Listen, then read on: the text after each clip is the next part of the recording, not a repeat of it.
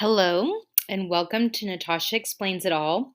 Today's episode is episode or part 5 of the How Criminal Courts Work series. In our last episode, we finished off by talking about how prosecutors take advantage of the fact that many people cannot afford bail or are not eligible for bail in the pretrial phase of cases and will use that to coerce people into pleading and taking a plea, um, and often to something that they didn't do, and without full information about what kind of evidence there actually is against them. And I didn't explain in the last episode what exactly a plea is. So I want to talk a little bit about that. A plea is an agreement between the defendant and the government, the prosecutor, that includes an admission. So the person admits to whatever the charges are that are part of the plea agreement. And then it will also include a a recommended sentence. So basically, it's a bargain. It's saying, I, so and so, agree, admit to the following charges. In exchange, the prosecutor is going to do the following: they are going to dismiss these other charges and they are going to recommend the following sentence. Remember that I mentioned in the prior episode that prosecutors frequently do what's called upcharging, meaning that they'll charge you with a whole bunch of different charges, and then use the fact that they've brought all kinds of charges against you in what's called upcharging to get you to plead to something, because that's really what they care about. They want to get you to plead to something, hit their numbers, and process you as quickly as possible so that they can get to the next case. I know that sounds harsh. I know that sounds cold, but that is what happens. The vast majority of cases that prosecutors are handling at all levels, that's what they're doing. The vast majority of cases that prosecutors are handling are not the, you know, um, exceptional, high profile, truly serious cases that make up a lot of the news coverage or, sensationalized in TV shows. Most of the time, this is what prosecutors do. Police arrest people, then prosecutors make up whatever charges they want. They can throw the book at someone and then use that, use the leverage that they have, that the person is detained, to get them to plead to something, because the person is desperate to get out of jail. And so they're very likely to accept a plea. Again, as I talked about in the last episode, the vast majority, over 90% of cases, are resolved by plea agreement. Very, very few cases actually go to trial. And in connection with upcharging is what is called the trial penalty. And in the prior episode, I put in the show notes a link to um, an article about the trial penalty. And the trial penalty means that the penalty that people can face simply by exercising their constitutional right to a trial. Because again, prosecutors will set up this system where it's like, okay, well, if you plead to this now, we'll dismiss the other charges and you can get out now or soon. But if you don't take the plea, then and you decide to fight it at trial, which who knows how long that's going to be, then you're going to be facing much more serious charges and looking at potentially much longer in prison. And so a lot of people make the decision to get out and plead to something, um, even even if they didn't do it. Um, and pleas, as I was saying, is this like a contract, this bargain between the prosecutor and the defendant. It's not an equal playing field whatsoever because, again, uh, generally speaking, prosecutors are not required to reveal what evidence they have before the person can, so that the person can make an informed decision about whether it's worth taking taking the risk of going to trial. And when you accept a plea agreement, they do vary from place to place. So, again, I'm speaking in generalities, but they often require you to give up a lot of your other rights in exchange for the plea. So, one of the common rights that it pleas often require you to give up is your right to appeal. So, for example, if you had gone to trial and you were convicted, okay, and you could appeal that. You could appeal your conviction on whatever basis that you believe that the jury was biased or the government withheld exculpatory evidence meaning evidence that would have demonstrated your innocence or other bases to appeal your conviction.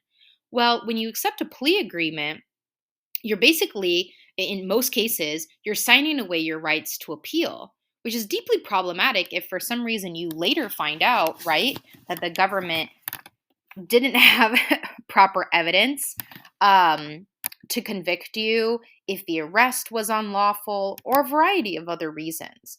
There's a lot that prosecutors uh, put in pleas, a lot of giving up a lot of your constitutional rights in exchange for lesser punishment. And the reality is that courts don't have to accept pleas. In practice, most courts just rubber stamp pleas. If the government and the defendant have agreed to a plea, the court will just accept it and will rubber stamp it basically, and will go with whatever the government's recommendation is in terms of the sentence that is, as part of the plea agreement. But the courts don't have to. The court can the court can accept the plea agreement but impose a different sentence or reject the plea agreement in its entirety. And again, most of the time they'll just rubber stamp it and take the plea as is. Because again, like it's all about processing cases. It's not actually about um, enforcing people's constitutional rights. And I have kind of a crazy, an extreme, an example of where a judge should have rejected a plea agreement and yet didn't for whatever reason, resulting in massive injustice. And this was someone that I represented in a resentencing matter many years after he was incarcerated. But basically, this was a federal drug case, height of the war on drugs in the 1990s, and the prosecutor had charged him um, with a had charged him with a drug charge, and because the prosecutor, in her discretion, had included some prior offenses of his, it triggered, under the law, a a mandatory life sentence. Again, it was based on the prosecutor's discretion that she included these, that she was counted these like prior offenses in calculating what the sentence would be. So there's another introduction of discretion, and this concept of, it's not quite upcharging because she wasn't adding additional charges. But anyway, the point is that it was within prosecutorial discretion about how to count prior convictions along with this current charge. And this person, my former client, his attorney at the time, I wasn't there, I don't know exactly the circumstances, but clearly wasn't advised well, because he agreed to a plea that would be to a life sentence in exchange for the opportunity to cooperate, quote unquote, cooperate with the government. And if in the event the government found that his cooperation was noteworthy, then the government could file this motion to reduce his sentence. That's insane. No one should accept that kind of plea agreement. Why? Because if he had gone to trial, we're talking about the trial penalty, right? The difference between kind of the benefit that you would get from a plea agreement versus what you would be facing at trial. There's no difference. He didn't get any benefit from this plea. He pled to the highest possible sentence, which was a life sentence. There was no death penalty on the table for this. And the idea that that would be that he would have, quote unquote, the opportunity to cooperate with the government and provide information to the government, basically ratting on other people, that the government could then, in its discretion, decide whether that was important enough to warrant the government filing this other motion to reduce the sentence is nuts.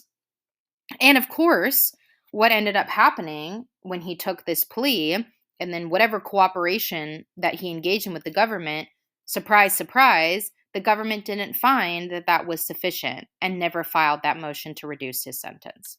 And as a result, ended up spending almost 28 years in prison on a drug offense.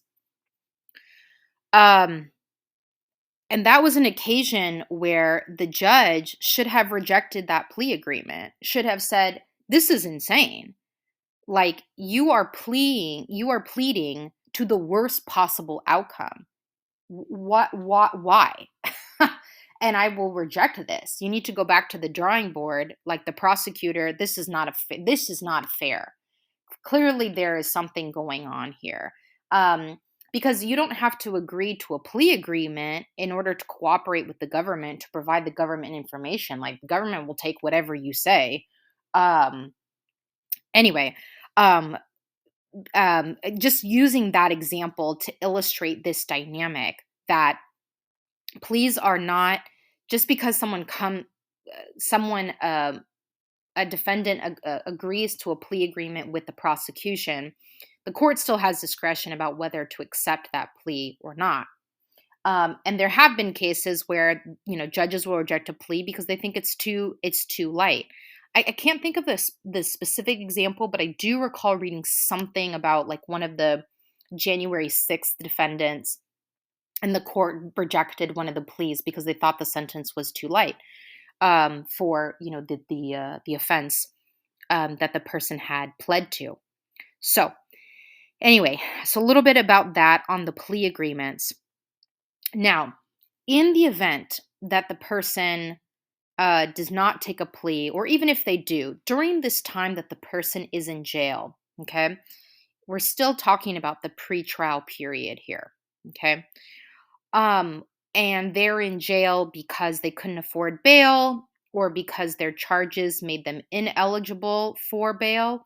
Some states and some places basically have blanket prohibitions. If you're charged with X, like you can't get out no matter what. Or the court or they weren't able to afford bail, or some other circumstance. For example, they were revoked from pretrial release because they failed a drug test. Or they couldn't keep up with their pretrial fees, something like that. And then now they're revoked. And maybe the judge now has set no bail or increased their bail to a level that they can't afford. Whatever the reason, if the person is still in jail in this pretrial phase, I want to talk about a little bit more about jail life and the reality, again, of how much this is just like a money-making operation. And what do I mean by that? In most places in the country, if you are incarcerated at a jail, to make any type of phone call to a loved one, to a friend, to have any human contact outside of the jail is going to cost you.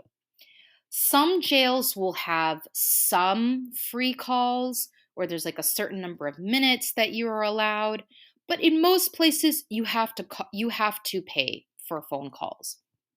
And this isn't like your cell phone plan, that has unlimited minutes and it's, actually quite cheap to make phone calls. No. The there are very few companies that are involved in uh, the jail prison phone call industry. They basically have not a monopoly because there's more than one of them, but they basically engage in a lot of antitrust behavior to keep prices artificially high and charge exorbitant rates. I'm talking dollars per minute here. Um, and it's become so bad that the FCC, which is the Federal Communications Commission, has even gotten involved to attempt um, to regulate this industry because they are so predatory. And I'm going to include in the in the show notes, a link to the website of an organization called Worth Rises.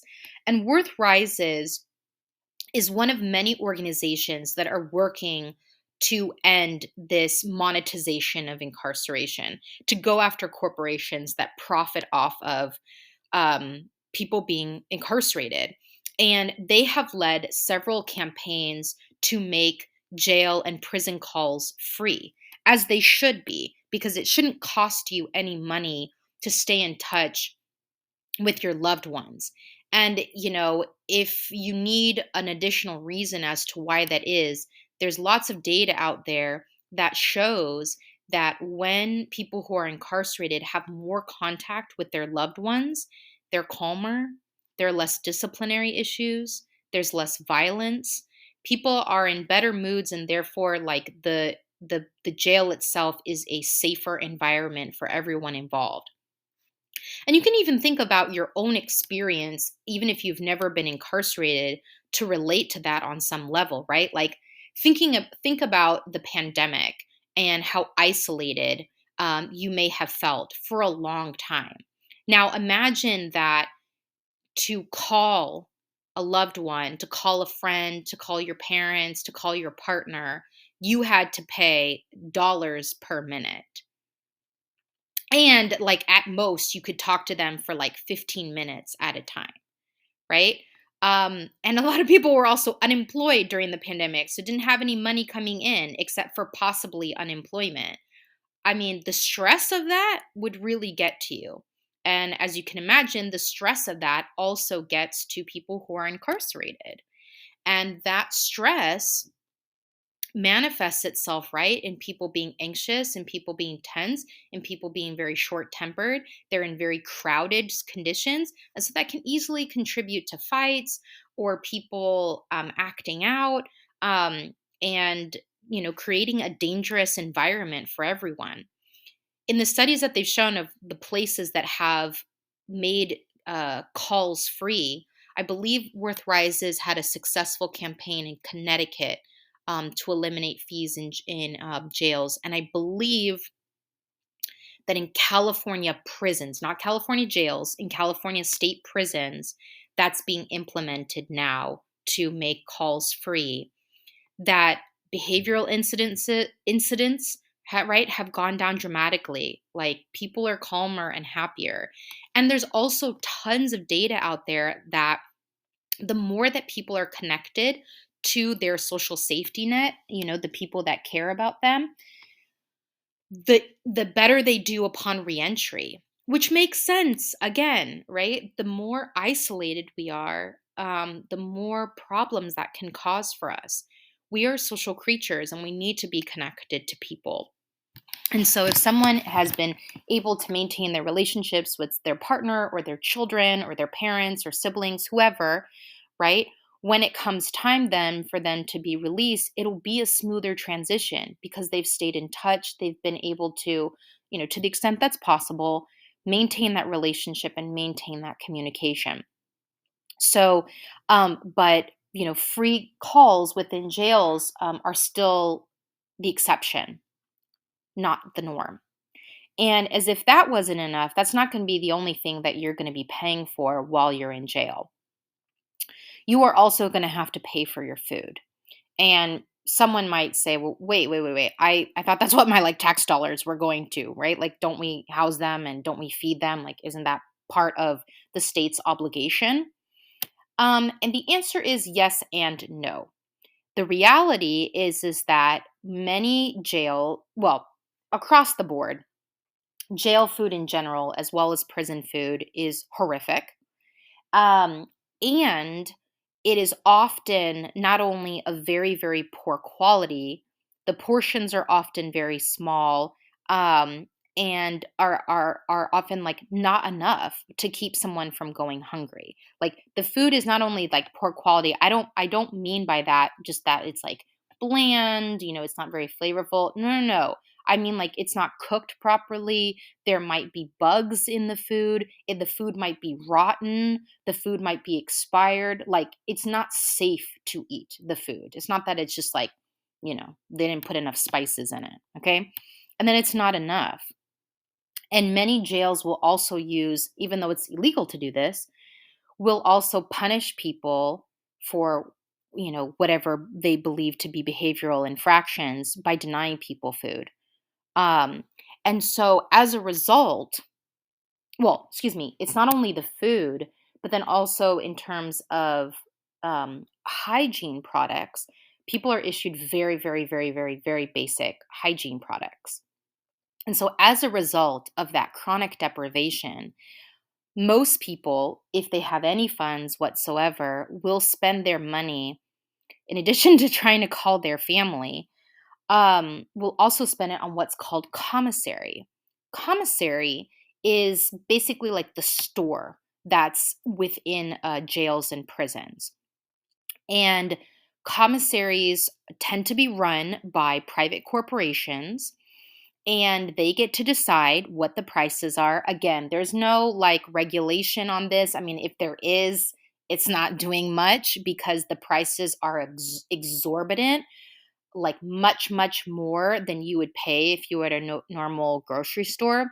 Think of it a little bit how, like, when you go to the airport, the prices of things seem to be astronomically higher than if you bought the same item, just in a normal grocery store. Think that, but even higher. And it's a very limited menu as well. Anyway, the point being that many, many people rely on commissary to be able to supplement their diet and to be able to like literally keep themselves clean. Buying shampoo, buying soap, buying toothpaste, buying deodorant, because these things are not provided, often not provided or not provided in sufficient quantities to keep people like physically clean, to keep people hygienic. And the prices are set at these astronomical levels that are even expenses for quote unquote like people on the outside, like you and me, but are even more astronomical for people on the inside, given that if they have any income coming in at all, meaning they work a job at the jail, they are likely making cents per hour. Let me repeat that. If they're getting paid at all, and if they at all have a job at the jail, they're likely being paid cents per hour. And so they are going to probably have to rely on family members and friends outside of jail to send them money. And then they'll use that money to pay for commissary items, which, as I mentioned, tend to be largely food items as well as toiletries, personal hygiene products. And of course, because why wouldn't this be the case? Many of the corporations that are responsible for jail food are also responsible for commissary. So they have this super perverse incentive to make the jail food as unappealing as possible because that will drive more people to spend money on commissary. And one of the big offenders in this area is the company called Aramark. And you may have heard of Aramark because Aramark also um, Aramark has lots of contracts with like public schools, to provide the cafeteria food. A lot of stadiums contract with Aramark, to provide food at stadiums. Aramark's everywhere, but they also do a ton of business with jails and prisons. And they are a incredibly scandalous company. one scandal after another of just how horrific their business practices are. And one of them is that in many of the places that they operate, they're responsible for the jail food, so the food that is provided free to inmates and that they are legally required to provide. And yet, Aramark is also responsible for the commissary, which inmates have to pay for. So, Aramark has all the incentive in the world to make the jail food terrible so that people will rely more and more on commissary to be able to just survive. And that's allowed because, again, the entire purpose, the main purpose of this system is to just make as much money as possible. So, we talked about how if you are incarcerated, you are going to be paying for a lot of stuff. We talked about phone calls as something you're likely to have to pay for. We just talked about how you're likely to have to pay for your food and hygiene products as well, because jails will deliberately deprive you of those things to force you into paying for commissary. And there's many other examples of this. Another increasing trend is that jails and prisons are getting rid of paper mail and instead having all the mail scanned by private corporations that then charge you to use to access your mail. Um, and I'm going to include in the show notes a link to a piece by the Prison Policy Initiative about this. So you can see more information about the various states that have adopted this so far and what the companies are. The big ones are Text Behind as well as Securus. And so basically, what happens there is a loved one sends a letter to their incarcerated loved one, and they have to send it to this private company. And there's like a fee associated with doing that, not just like the stamp, like the fee associated with processing that. Then the private company scans the mail, and then the person who is who is incarcerated will then view that mail on a tablet. Lots of jails and prisons now use tablets as another way to make money because you have to spend money to be able to access the tablet. So anyway, you access your mail through this tablet, and then the incarcerated person, if they're going to write a letter to send back to their loved one, goes through the same process. They write their letter, it goes to the private corporation. The private corporation scans it and then sends it to the loved one on the outside, and the loved one on the outside has to pay to be able to view the document. And neither the incarcerated person nor the person on the outside gets to actually keep the physical mail. And oftentimes these scans are really poor quality. Um, and we don't actually really know if they, discard this mail or if they're sorted, they're including it. So there's really serious privacy issues there as well. Even though in general, prison mail is reviewed, all prison mail is opened and reviewed, but this is a whole other level because it's all being digitized. And then you're also losing that really important tactile experience of receiving the mail and keeping your mail, and if there were any photos included, right? Like that can be an absolute lifeline for someone who is incarcerated. But instead of just going through the normal mail process now, many, many states are turning to private corporations to handle all of the mail. And on false premises, again, they say that it's for jail safety issues, but really there's no basis for that. And the main driver of contraband coming into jails and prisons is prison staff, are the prison guards who come in and out every day. And privatizing mail services doesn't address that. All right. So I'm going to pause there. We'll pick it up next time, talking more about the costs associated with staying incarcerated before turning to additional steps in how the criminal court process progresses. All right. Thanks for listening. Until next time.